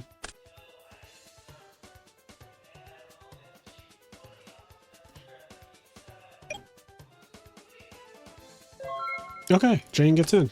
Oh, well, actually, she doesn't. Right. See, told you, everything's fine. Everything is fine. Yeah. Yeah, so we're banking on drawing something that outs the Kaiku. Oh, yeah, see, that's why you got 3 Jane. Oh my god. I'm still milling so fucking bad, though, Ryanide.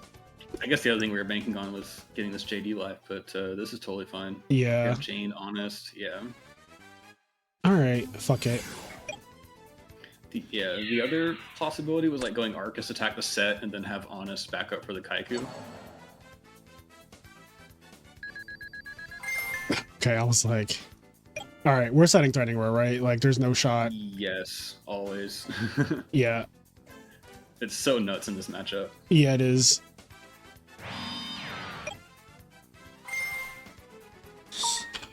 Also, for those watching at home looking at that Arcus in hand, if Kaiku attacks over Arcus, they cannot banish Lightsworn names.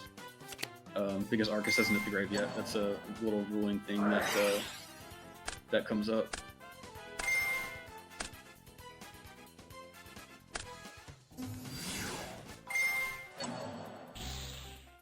Cool. JD's live, right? Should be fine.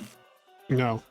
No, it's not. Okay, well, we have Arcus Honest, which is probably just the best player. We could also just summon the Arcus and not attack and make him us. Yeah, I kind of like that. The only way that loses is if he has Plague Spreader Zombie. But I like that because even if he makes Colossal Fighter, we have a Compulse to follow it up. So yep. we could just summon Arcus and pass, and I think that is super safe. Yeah. All right, let's do it. Yeah, I'm not even setting the Compulse yet. Bro, like 19 cards, 3 wolves. Like, come on, or 2 wolves. I love milling the Raikou too. Like, I'm so uncomfortable setting Raikou into like any of this. You cannot, sir.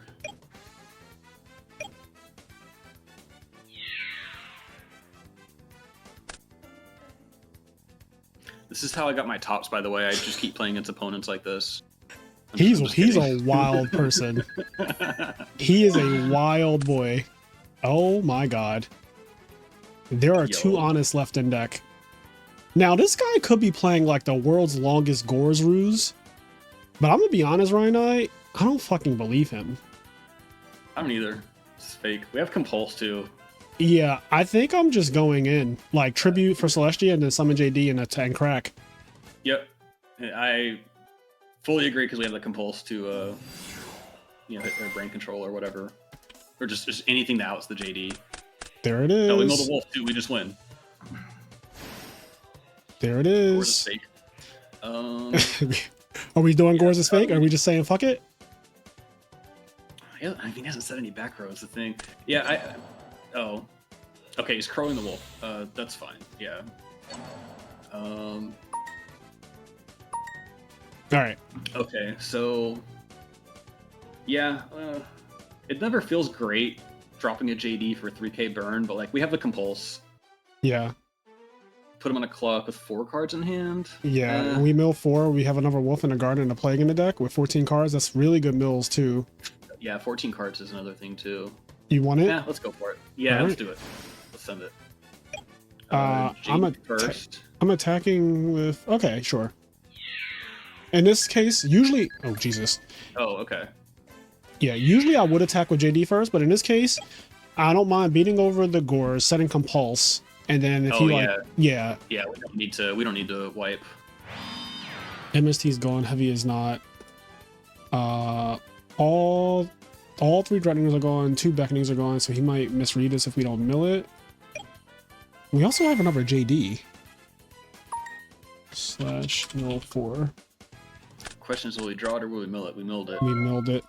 And we did not mill the last. Oh wait, we probably sided. Did we side out? I think we sided out of Beckoning. Right? Yeah. If we went second, we sided out of Beckoning. Right. But I think this Compulse will get us there. Yeah, honestly, we do have 2 JDs at home. Like, this is double JD at home. Yes. We got double JD at home. He can't even brain control and use JD's effect. Like, he's so low. Oh, yeah, that's true, yeah. That's a big deal. That was honestly worth summoning both, I think, to make brain control awkward. Yeah. Those life point thresholds are important. They are. Edison is full of them. Okay, that's a good card now. I won't lie. He sent another value. Oh, he meant to send Sirocco. Fair enough. We always have the Compulse for the JD if we are close to decking out as well. I've done that before. Right. I'll be honest with you. I don't play Lightsworn that often, but I do not deck out with Lightsworn. Yeah. It is very hard for me to deck out with this deck. Okay. That's 4 darks. All I see right now is crash into my Celestia. I don't see Okay. This is fine.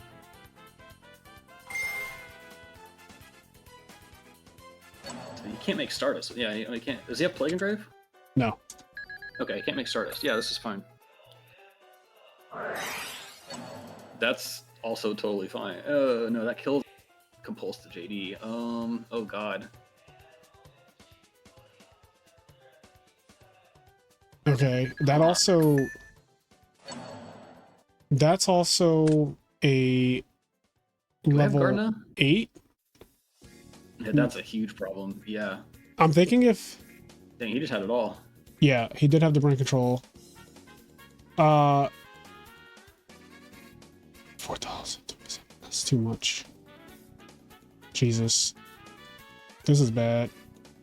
Oh, we're in a fucking shitter spot. Yeah, really. Yeah, we sure are. Oh, this is a crazy combination of cards. The Gale. We can't compulse really anything.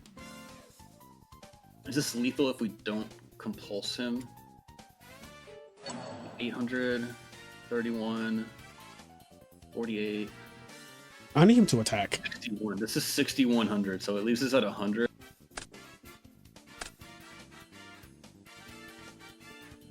now he's going Stardust.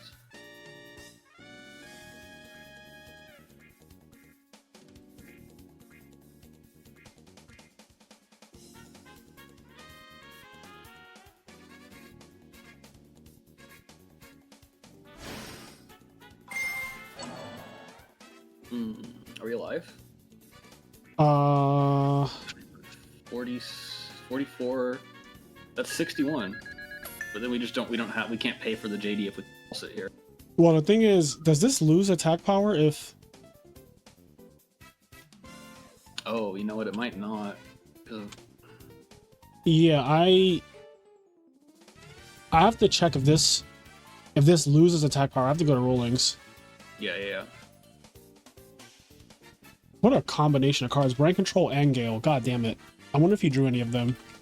I feel like I should know this, but like we're on camera and stuff, and you say it all the time. Like things are weird when you're like yapping and dueling at the same time. If Darkin cannot lose 500 attack and defense, the targeted monster is not sent to the graveyard. The target leaves the field before this effect resolves. This card still loses 500 attack and defense. So we actually get to compulse the JD. It'll still lose. He just has the Gardener for the crackback, but right. We might have to compulse the Dark End in that case. We don't have a shot of winning if we do that. Yeah, I know. Like, I don't think we have a single shot. Do we just hope he forgets about the Necro? Honestly, that might be what's best, because this is 4,061. Yeah, I mean... What can we draw? Oh, but if... Yeah, Necro makes it awkward, because we attack with JD, he has the Dark End still on the field. So it's so bad. But, like, if we don't have this JD, I don't think there's anything that we can do. I think we have to just go for that and hope he forgets the Gardener. He's done some stuff in. Okay, this is so wild. Like, oh, this is so wild. Like, I hope you forget the Gardener is crazy. I hope you forget the Gardener is fucking Looney Tunes crazy, bro. But it literally is our only chance at this point. It's unfortunate too that we don't have our own Gardener, because that would change everything. It would literally be the game. Yeah. Sometimes you just don't mill the Gardener. Okay. That's great. Yeah. I guess Foolish would have been a good draw. Yeah. Yeah. All right. All right. We're dead. Yeah. GG's. Yep. All right. I finally drew a solar recharge, and it just was like absolutely not enough because our opponent actually. Fuck! I wanted to watch the replay for that one. Yeah. Okay. Perfect. What the hell? All right, let's see if we got a replay for that. Yeah. That's what I mean by like it's awkward dropping JD for 3K burn because it could just go wrong. It just went way more wrong than I thought. I would never have made that play if we didn't have the compulse. Yeah, the compulse made it really, really good. It's just he had through the compulse, he had that exact insane combination of cards. That was I don't think that there could have been better cards to have right there. Right. I don't regret making the play. The Gale was like so perfect if you think about it, because JD getting bounced at 3000, like first of all he wouldn't even have to be bounced at 3000 until he summons like fucking Darken or something, I don't know. Right. But making it where the JD can't stay on the field and it has to get bounced in order to have any shot of winning really was the thing that like sent it over the edge. That whole sequence, it just sent it over the edge. All right, let's see. But also, the real reason why we lost, I fucking suck at opening like good Lightsworn hands. I never ever drew a like opening Lightsworn hand that is actually really fucking good. I really don't mind like actually dueling with this deck at all in this like instance. Just yeah. I mean, nobody gets anything out of us bricking or us sacking them one way or the other. Yep. What a miserable, it's fucking miserable game one. Going first and just like triple Celestia, can't even resolve, literally can't even resolve the Beckoning Light because we draw a wolf right here, which is crazy to me. And he doesn't even have anything. Like the other part that makes this so crazy is that if your hand became playable at any point, he just loses. Yeah. Yep. You again, you take the good with the bad. Sometimes you win in scenarios where you have no business winning otherwise. Sometimes you lose games that you have no. It's like when you're talking about Dragon Turbo. Sometimes you just like lose to players you shouldn't be losing to. Yeah. Although this is to a much lesser extent than Dragon Turbo in that regard, I think. This deck can actually duel. Oh, that Gale and Brain Control were just chilling. They sure were. They were lurking.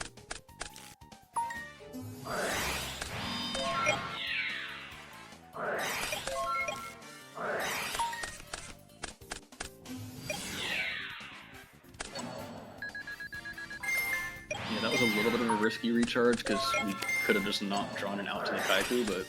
Well, we already had Arcus and Honest. Oh yeah, that's true, yeah. It would have forced us to use the Arcus Honest, yeah. This was wild. Yeah, I'm also realizing how many things he did wrong. Like game 2, that turn 1 play where he did Plague Stack, and then this right here, like he did so many things wrong now that I'm realizing. Man, that crow actually got us. It did. Yeah.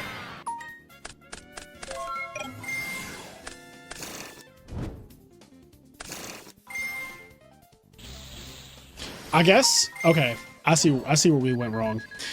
We could have compulsed this when it came out, in hindsight. Oh yeah, that would have been really good. We could have been like, you normal summoned, you special this, you have 4 darks. Where could this possibly be going besides Gale, right? Even though it's funny, Gale is still not enough though. Like when he went Gale half, I was like, okay, this is fine. Like this right here is still fine. This is obviously super hindsight, by the way. I'm not being serious because we'd be playing around like a 3-card combo, and you're playing around a bunch of one-offs too, which is not like you're just not. This is not real. But for the sake of discussion, in theory, you could be like, I'm compulsing this because I don't want to get Galed, even though Gale doesn't even harm this setup because like right here in this current game state, I do not care about Gale. All that's going to happen is you're going to go to attack. I'm going to compulse this back to my hand. You're going to be fucking sick. He'll probably turn into an Armor Master. So it'll be this and Armor Master. So Armor Master beats over this. This attacks over to JD. That's the plan, which, like, I'm just going to compulse the JD and you lose the game. The Brain Control on top... the Brain Control on top is so OD. It's, like, so specific and so OD. What a fun card. Yeah, it was so just like, all right.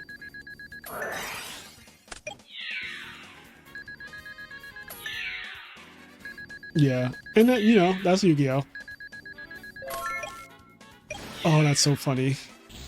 All right, let's actually play another one. All right, yeah, we gotta break the tie here. Yeah, let's see if I can. Let's open a green card, just any green card. Don't say any, because don't say, you gotta be specific. As long as it says Solar Recharge at the top. Okay. God damn it. Okay, finally. Alright, we're good. Yeah, we win. It's right. FTK. Fucking finally. Lila Honest into Celestia JD is so wild. All right. Summon Lila. Pass. This guy better have something obnoxious here. All right, we got 3 names. All right, here we go. Here we go, Ryan. We can do this. Your name is Ryan, right? Oh, yes. Okay. The only reason I asked, because I don't know why, but I just said, what if his name is Brian? That would be... No. Oh, God. Oh, God. Ryan? Oh, my God, Ryan. Okay. Okay, All everything, right. everything's fine. Everything's totally fine. I was about to say, bro. All right. So we have Heavy and Celestia. Yeah. So we pop one. Where, yep. All right. Try and snipe the road.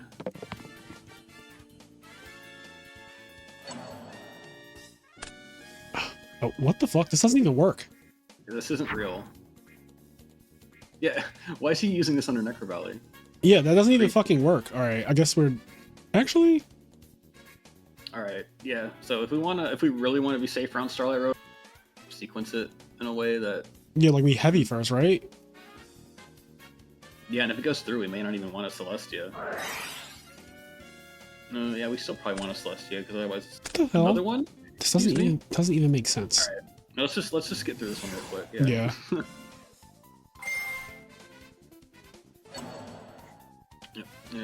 Yeah. Mills for cost, so we can see if we mill a wolf. Oh my god. Yep, we did mill the wolf. All right, this is not real. I would like quit out, but then our ranking goes down even lower, and then we run into like a worse player, and we still have We're only the 3 GB names. players, man. Where are the GB players? Yeah, you wanted them. They don't pop out when you're here though. They are fucking in hiding right now.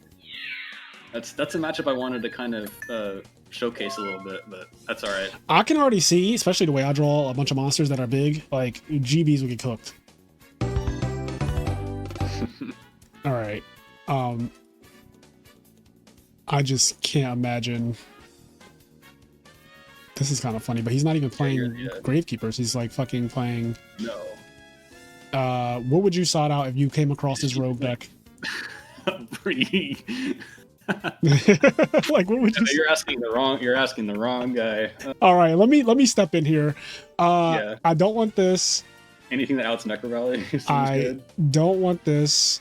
And we are going second. I still think that this is like good to. I like you signing out the third Celestia going second. That just makes sense. We want like my body to deal with Starlight Road. Okay. Perhaps. I'll take out one of these. I'm only doing that against this one guy because I don't know if his deck is aggressive enough to warrant that. For sure. All right, we're back to the old me. Yep, we're playing Monster Mash, apparently. I'm so mad we wasted our broken hand on this. I'm so fucking tight. We wasted our good hand on the guy at table 500. Yeah, we needed it against that value player that tried to Chaos Sword to Arcus. Yes, and also went use Plague Spreader turn 1 and lose the game. This is fun. Set Arcus just FTKs this. Of course, we don't have the Arcus. And this just beats over the token for free if we wanted to do that. Oh yeah, I guess we should. Yeah, because it'll be 1200. I almost didn't attack it. This is one of those matchups, like not matchups, but like Black Garden. It's one of those cards I've thought about scenarios of it in my brain, but I haven't actually played against it yet. Arcus is really insane. Just like setting it. Yeah, randomly. But this guy, I think, beats over Arcus for what it's worth. Oh yeah, that's true. For what it's worth, he is randomly kind of big. Oh Reading god. your cards definitely helps. Okay, this could be problematic. Oh, we get a token, right? Yes, we have Celestia, so if we keep this Jane alive any way we can, that gives us like our ticket to dealing with this garden. Alright, so we summoned Celestia, it would be Garden Chainlink 1, Celestia 2, Celestia with the Garden, and then the Garden wouldn't resolve. Oh, is that how that works? I do believe so. Yeah, Garden is Chainlink 1, Celestia Chainlink. Yeah, Celestia will destroy it, yeah. That checks Right, out it's to like me. a continuous, yeah. It's like a continuous spell they have to stay on the field to resolve. He's about to toke me up. Can I duplicate card? Oh, they should have a duplicate button. That would be nice. Yo, DV, flip this up. This interaction right here is enough to make me never want to play against Blackgarden. This is obnoxious. he's kind of cooking. I don't know what the Necro Valley stuff's all about, but Yeah, I'm not quite getting limit reverse with Necro Valley. DB, a duplicate button for tokens, you would eat.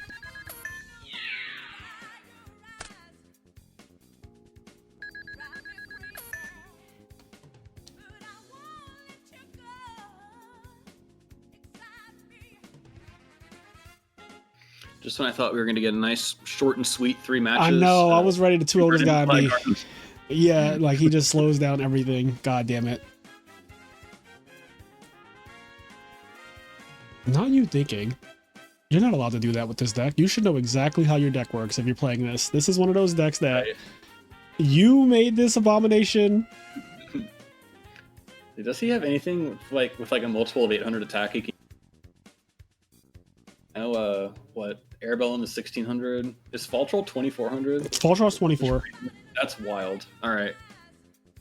The Fall Troll you can't get, obviously. That would be. If this Yeah, card can't special summon. Yep. All right. It's not level 4, and Fall Troll can't be summoned that way. If this card could get Fall Troll, though, this deck would be tier 0, just by the way. Oh no. Yeah, I wasn't. I was meant like from grave, but it can't be special from grave. Okay.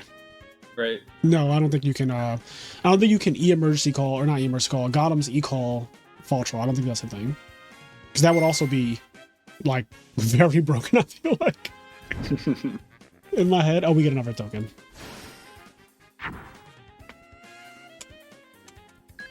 Is this the Raonic Garden versus Hero Beat special? Right. You can't win. Yeah, Garden's the Hero Beat player's entire field and can't play. That shit was so funny watching him do that last year, or like whatever. Funniest thing, man. He's doing crazy stuff like Tribute for Dark Dust, Chainlink 1, Dark Dust, Chainlink 2 Garden to like player on Starlight Road and Stardust and stuff. All right. We finally get to play the game. Yeah, we know for. Oh, I guess we check for Solemn, right? Yep, that's fine. I'm just giving him the opportunity to say it. This is awkward if we mill a wolf. Targets. Oh, we love that for us. I don't believe you.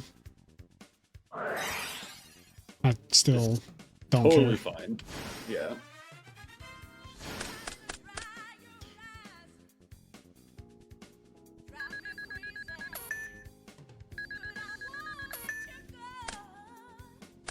What else does he have left in his deck that he hasn't gotten out yet with those Embers Blades? Yeah, that's a good question, right? Like, I mean, I can't really beat the Embers Blades. Yeah, we probably can't let him get an Airbellum up right now. Yeah, I mean, I think we just attack over what we can attack over. Like, we're kind of gridlocked. His deck is actually annoying. The more I think about what it's doing, like, I can't beat over this shit. Yeah. Just very convenient stat lines. It is. Like, he definitely cooked with this bullshit. This is heinous. This is anus and heinous right now. This is heinous and the anus. You know, it's not as bad as the feature match at top 16 at the RBET, where Jake with Twilight playing against that Garden burn wave motion cannon stall Oh thing. god, That was cursed. That was very cursed to watch. Yep. Okay. No tuners, so this is kind of like main phase 2. You're gonna loot my hand, I guess. I don't know.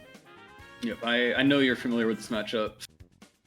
I am weirdly slightly familiar with this matchup. I'm not proud of Not it. like just the Saber portion of it. Yeah. I do have some Saber experience. I randomly have a YCS top with X Sabers. I kind of just know. Yeah, the only thing the thing I know the most is just like set Arcus. Can't really do anything, but This guy fucking hates me.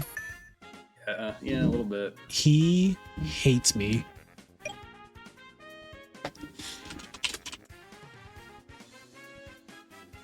Yeah, so he just wants to rip our hand apart. We're gonna draw a JD, and everything's gonna be. I just want to know why I'm so hated. Yeah, we're just gonna get board locked, actually. I'll take 100, right? Oh, God, where's one of those 3 beckoning lights at, Ryanide?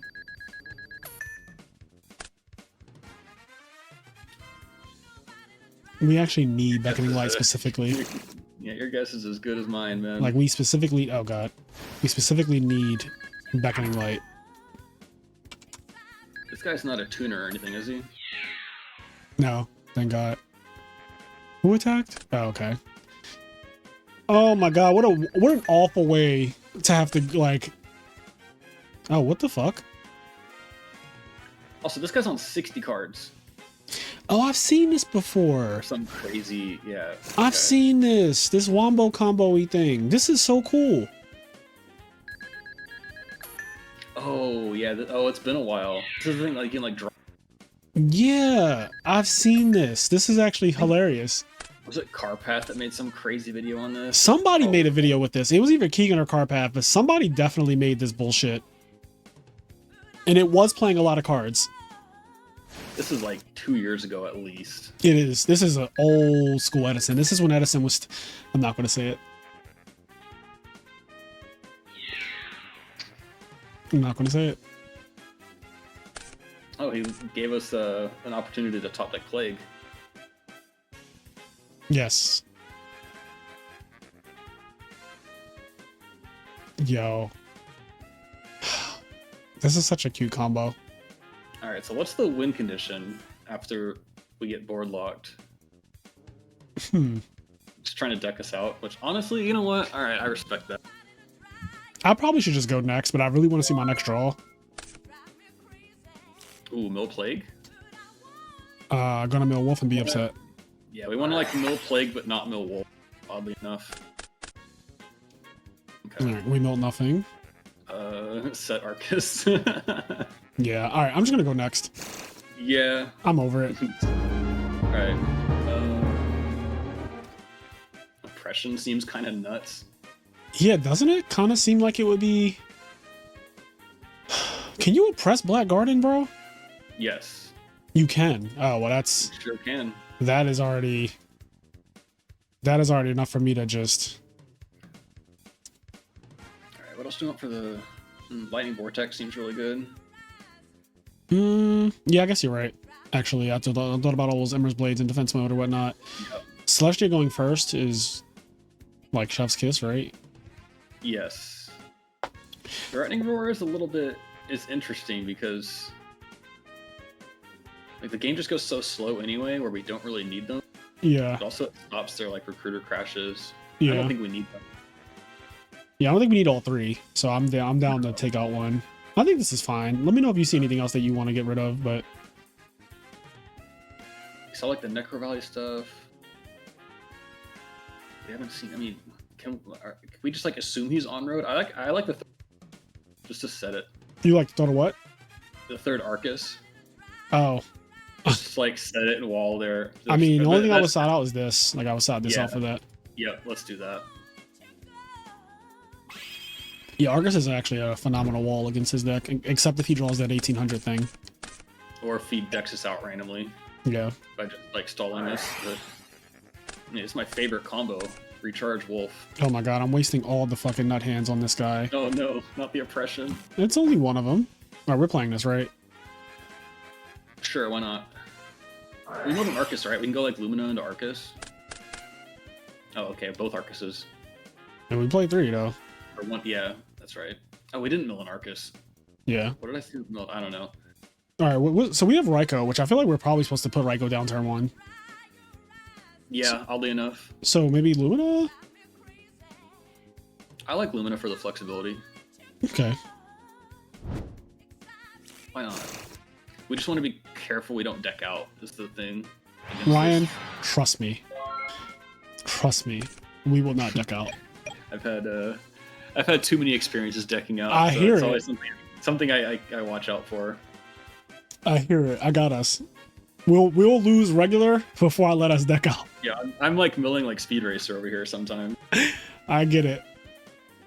Which, Now, if I would have been it's like, let's weird to foolish say Garoth because- and Lumina Garoth turn one, then I could see like the genuine fear of, Yeah, oh God. that would be a problem. Yeah, you're trying we- to get us out of here quick, but no, we're good. Our deck is like a frog deck after it does a substitute combo right now. We're fine. Yeah, the deck kind of deceptively mills a lot like mills really well for the most part. Like when I was saying like Jane surviving a turn, that thing's milling 4 cards. Yeah. Sometimes it's milling 6 cards.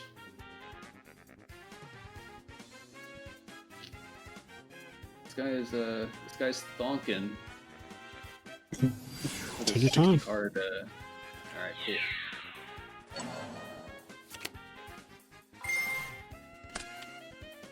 Wolf. No. Ever lucky? No, I just want my life to be easy. Oh my God, he's doing it. Okay. 1, 2, 3, 4. All right. No, we can we just like drop the JD whenever we feel like dropping. Well, now is when it's happening. So now, yes. Yes. We have like Foolish plus. I think we just have OTK. I think he's just dead. Yeah. Oh no, that's right. We can't pry. Yeah, that's right. We can't pry JD. Never mind.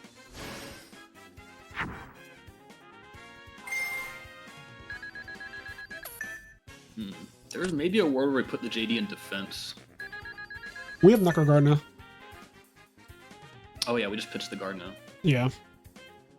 All right. Do we want just get aggressive with the wolf? Yeah, because I don't want to mill as much either. Yeah, for sure. And I'm gonna be honest with you, Ryan. We're just going, man. I'm Before we gonna draw it, be right? so honest with you right now, bro.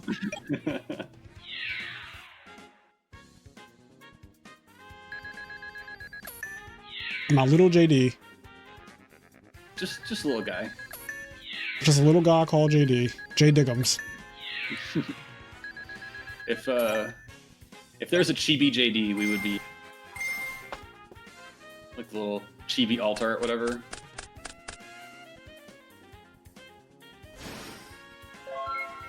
Alright. JD will be paying 1,000, so do not think that we're gonna deck out. Sure. This is even better. True. Oh, what the fuck? Okay, what's this? What's happening? Is he Oh, going Black Air Bubble? Roses? With air? Yeah, like Black Rose? Okay, sure, Black Rose. Yeah. All right. Cool. Oh, another really funny thing against Sabers, the Fulham Knight effect to negate the attack targets, so Arc makes it look really silly. Oh, you can. Oh, wow, that targets. This effect can only. You can Yes. target the attacking monster. Yeah, you're right. So Alright, if I have come like on an now. Arcus up, I just go summon Jane, attack into the Fulham Knight. He can't do anything. There's some weird cards that randomly target, like Trap Hole. I've had people try and Trap Hole Arcus. Oh. You did. Weird. Presto, Well, you're I mean, fucking dead. Yeah. I mean, he couldn't brain control the JD because, yeah, he'd be under 1,000. But yeah. Yeah, presto, you're dead.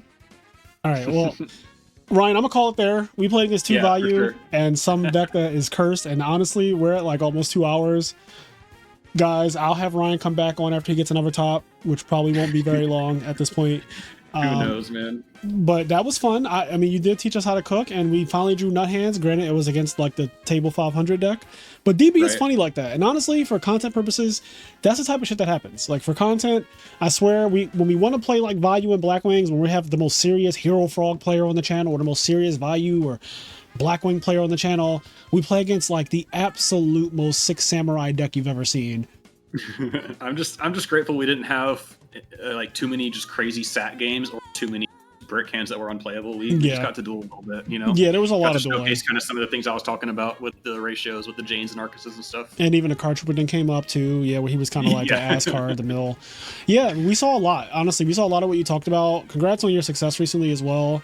I hope that you continue to have that. And give your shout outs. Let's get to the shout outs. Yeah, I appreciate you having me on the channel. Want to shout out the Dallas Fort Worth community. It's been around for a long time. We have this like long lineage of good Dallas Fort Worth players, even starting from like Billy Brake, Ryan Spicer, Philly Luna, Chris Bowling, just Yes. down to like Oscar Zelaya from that era. Even we got modern players now like Cam Neal and Legends. those kind of guys. Just everyone kind of making each other better players. That's what it's all about. It's it's more than just a silly card game. We just slam cards at each other and stuff. But yeah, all those DFW guys. Shout out to Crow's Nest and the Team Iron server on Discord. All the homies over there. Just good people and people that you just want to be around all the time. Shout out to Cam Neal too for saying this deck sucks. I had to prove him wrong. He was trolling me in War League about it because I had some rough starts with learning this deck, but we had to that's just kind of what I like to do. I like to prove sometimes. Yeah, no, I feel that, and I mean, listen, War League is cute, but I'll take the tops in real life over War League any day. Yeah, so sure. That's what I'll say on that. But yeah, again, thank you, Ryan, for stopping by the channel and giving us some pure Lightsworn goodness. And absolutely. Hope it just helps. Hope it helps one person out there, man. I hope so too. There was a good conversation in the beginning about just motivation and believing in yourself. So I hope that people take something from that. If you got nothing else, if the duels didn't do it for you, hopefully the conversation in the beginning did. But with that being said, guys, we'll catch you in the next one. Peace.